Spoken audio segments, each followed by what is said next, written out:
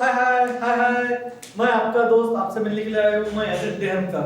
आप अभी एग्जामिनेशन का दौर चल रहा है। सभी दोस्त आजकल दिख रहे हैं अपने अपने टेंशन में दिख रहे हैं।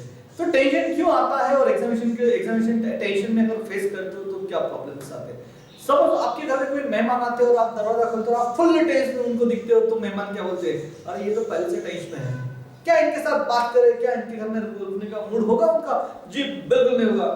वही समझ लीजिए आपके घर में कोई मेहमान आते हो, आप हंसी खुशी उनका स्वागत करते हो, वेलकम करते हो, तो मेहमान क्या कहेंगे? मेहमान भी हंसी खुशी आपके घर में आएंगे, वो भी चाहेंगे आपके घर में रहना। तो वही एग्जामिनेशन का पेपर आपके घर में आपका रिजल्ट लेके आने वाला है, तो वो क्या हंसी खुशी आना नहीं चाहिए?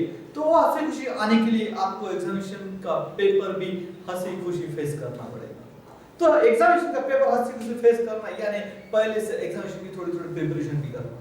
मैं अक्सर बच्चों को देखता हूं, तो बच्चों कहते हैं, सभी स्टूडेंट कहते हैं कि जैसे जैसे एग्जाम आती है हम हमारा रीडिंग का टाइमिंग बढ़ा देते हैं। पहले जब कॉलेज स्टार्ट होता है तो कोई 1 घंटा पढ़ता है, 2 घंटे पढ़ता है, और जैसे जैसे एग्जाम नजदीक आती है तो उनका रीडिंग का टाइमिंग बढ़ जाता है और वो कहते हैं हमने आज 7 घंटे 8 घंटे 10 आवर्स पढ़ाई की है। लेकिन क्या इतनी पढ़ाई करने से आप जिंदगी में सक्सेस हो पाओगे? तो मैं कहता हूं अगर कंटिन्यूअसली 10 घंटे की कोई पढ़ाई करता है तो बिल्कुल सक्सेस होने के चांसेस 100% है। ऐसा मैं नहीं कह सकता, क्योंकि आप जितने भी पढ़ाई करते हो क्या वो प्रॉपर ढंग से हो पाती है? क्या प्रॉपर ढंग से आप कर पाते हो? अगर कोई कहता है 10 घंटे कंटिन्यूअस पढ़ाई करता है तो बिल्कुल नहीं। साइकोलॉजिस्ट ऐसे कहते हैं कि 45 मिनट के बाद आप जो भी पढ़ते हो वो धीरे धीरे आपका ग्रास्पिंग पावर कम होते जाता है, और बाद में सिर्फ आप पढ़ाई करते हो, आपके सब चीजें दिमाग के ऊपर निकल जाती है। तो प्रॉपर पढ़ाई के लिए, एग्जामिनेशन के लिए, मैक्सिमम मार्क्स लेने के लिए, सक्सेस पाने के लिए आप क्या कर सकते हो? तो सिर्फ जब भी पढ़ाई का प्लान करते हो कि दिन में चूज कर लो, मॉर्निंग में उठे बराबर, पहले दिन नाइट को अगर चूज कर लो कि सेकंड डे मुझे क्या क्या पढ़ाई करना है और सेकंड डे मेरे पास क्या क्या टाइमिंग्स है, सुबह कितने बजे उठना है और कितने बजे सोना है, मैंने उठने के बाद रात को सोने तक आपके पास कितना टाइम है, ये आप देख लो दोस्तों। और वो देखने के बाद फिर धीरे धीरे वो टाइमिंग के हिसाब से आप टाइम शेड्यूल बना लो। पहले चूज कर लो कि नेक्स्ट डे मुझे क्या पढ़ना है, कौन से टॉपिक पे कौन सा टॉपिक पढ़ना है, क्या रिवीजन करना है, दिन में हर समय क्या क्या मुझे करना है। और पढ़ाई करते समय कभी भी कंटिन्यूअसली आपको 45 मिनट के ऊपर, 45 मिनट्स के ऊपर कोई भी चीज कंटिन्यूअसली आपको नहीं पढ़ना है। 45 मिनट्स जब आप कोई चीज पढ़ते हो तो 45 मिनट्स के साइकोलॉजिस्ट ऐसा कहते हैं कि जो भी चीज हम 45 मिनट्स के बाद पढ़ते हैं तो उसके बाद हमारा ग्रास्पिंग पॉइंट कम हो जाता है। उसकी वजह से आप जो भी पढ़ोगे आपके दिमाग में वो चीज आएगी नहीं, सिर्फ आप आपके सेटिस्फैक्शन के लिए कंटिन्यूअस पढ़ते रहोगे। ऐसे हमने एक प्रयोग करके देखा है, एक एक्सपेरिमेंट किया था जहां पे कंटिन्यूअसली लोगों को 100 पीपल्स को ऐसे बिठा गया, उनको 45 मिनट स्पीच दी गई। स्पीच देने के बाद हमने देखा कि उनके माइंड में कितना डाटा स्टोर है। उनको फिर से कहा गया कि आपने जो सुना है वो आपको अभी हमको बताने हैं कि हमने क्या कहा है। तो मैक्सिमम लोगों ने 10 मिनट्स के अंदर जो 45 मिनट्स का हमने उनको बताया था स्पीच, तो 10 मिनट्स के अंदर फिनिश की थी। और जो फिनिश की थी वो स्टार्ट पॉइंट और एंड पॉइंट लोगों ने ध्यान में रखा है, बीच में का क्या है वो डाटा जो मैक्सिमम लॉस हो जाता है। तो आपको क्या करना है 45 मिनट्स जब आप पढ़ाई के लिए बैठते हो, तो जब स्टार्ट में जब बैठते हो तो 45 मिनट मुझे कितना पढ़ना है, कितने पेजेस पढ़ना है, क्या पढ़ना है, उसमें क्या क्या डायग्राम भी है, कौन से टॉपिक है, कौन से सब टॉपिक्स है, उसका एक रिव्यू आपको करना है।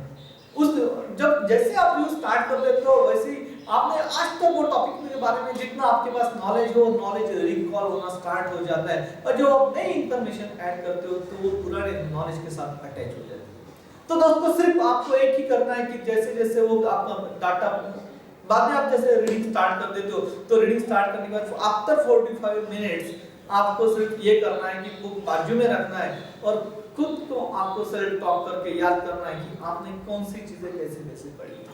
ये पढ़ने से एग्जैक्टली आपको पता चलेगा कि 45 मिनट्स में आपने जो भी पढ़ा है वो आपको कितना याद है। अगर याद नहीं आता है तो सिंपल बुक दोबारा हाथ में ले लो, उतना रेफरेंस पढ़ लो और आगे कंटिन्यूअस पढ़ते याद कर लो।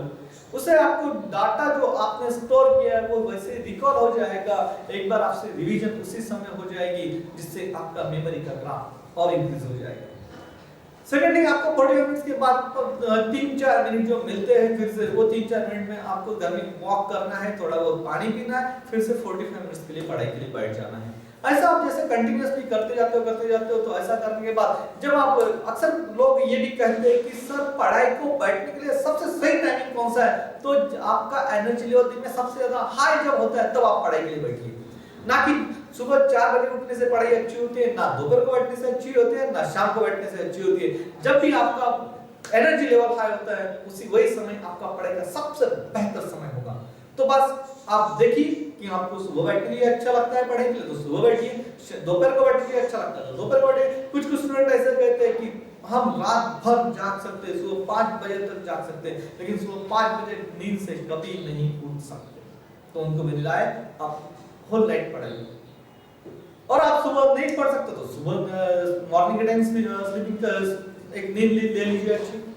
बस आपको इतना करना है, जैसे आपका बॉडी स्ट्रक्चर है, जैसे आपका माइंड है, वो हिसाब से आप पढ़ाई करो। और एग्जाम के लिए एग्जाम का डर होता है कि शायद मुझे ये जॉब आ गया तो मुझे इस क्वेश्चन का जवाब नहीं आया तो क्या हो जाएगा, मैं फेल हो जाऊंगा।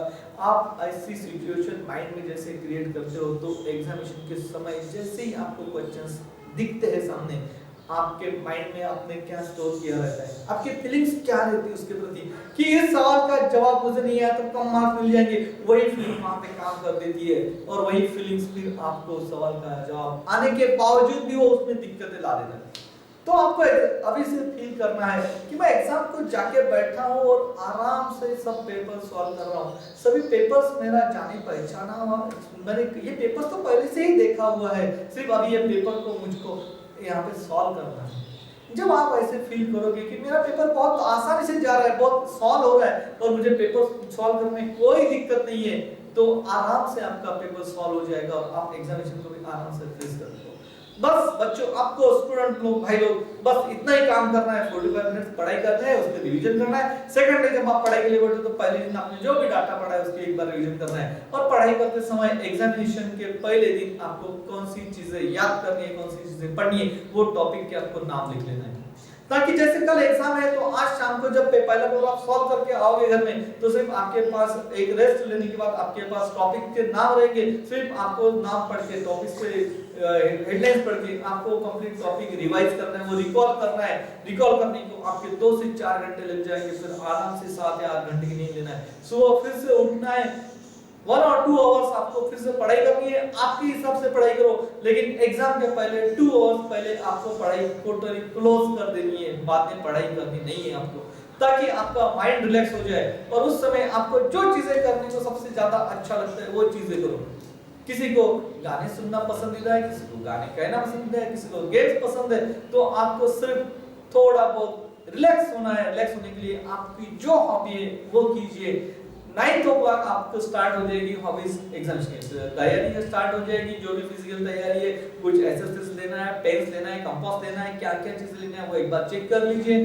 बस फ्रेश हो जाइए और आराम से एग्जाम के लिए जाइए। एग्जाम के लिए जाते समय अगर आपकी प्रिपरेशन है कि कौन सा टॉपिक, कौन सा क्वेश्चंस कैसे सॉल्व करना है, ये अगर प्लानिंग है तो ठीक है, नहीं है तो आपको जो एग्जाम का पूरा कंप्लीट पेपर्स एक बार देख लेना है, जो टॉपिक आपको 100% कॉन्फिडेंट हो वो पहले सॉल्व करना है।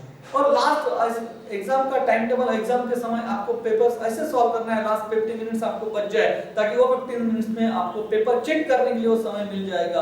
और पेपर चेक करते समय आपको पेपर्स में जो टैग वर्ड्स होते हैं, टैग लाइंस होती है, उसको आपको अंडरलाइंस करना है पेंसिल से, ताकि एग्जामिनर जब पेपर चेक करे तो उनको पेपर चेक करने में भी बहुत ज्यादा आसानी चल जाए। तो दोस्तों, इन सारी चीजों से मैं चाहता हूं कि आपका सक्सेस होने के चांसेस जरूर बढ़ जाते हैं। सभी दोस्तों को बेस्ट ऑफ लक, आप मन चाहो सक्सेस पालोगे, यही आपसे उम्मीद है। Thank you.